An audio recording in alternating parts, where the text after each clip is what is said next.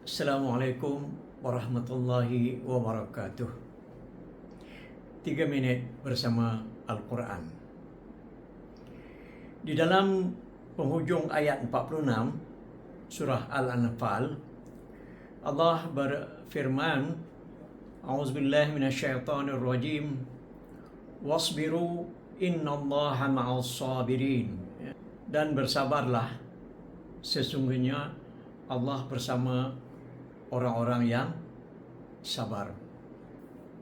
Apabila kita diuji, apakah yang paling kita perlukan? Kadang-kadang kita memerlukan kekuatan. Kadang-kadang kita memerlukan seseorang untuk mendengar masalah kita. Tetapi Al-Quran mengajar kita satu perkara yang sangat penting, iaitu sabar. Daripada ayat yang pendek ini, kita boleh mengambil 3 pengajaran. Pengajaran yang pertama, sabar bukan berarti kita menyerah. Sabar ialah terus melakukan yang terbaik, walaupun keadaan tidak seperti yang kita harapkan. Kita terus berusaha, terus berdoa, dan terus melakukan kebaikan. Pengajaran yang kedua, orang yang sabar tidak pernah bersendirian.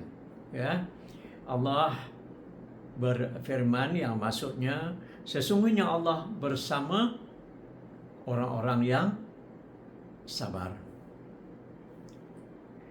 Bayangkan betapa besarnya kekuatan apabila kita yakin Allah bersama kita ketika menghadapi kesusahan.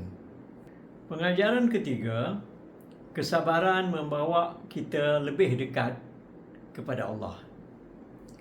Apabila diuji, jangan hanya bertanya, bilakah masalah ini akan berakhir?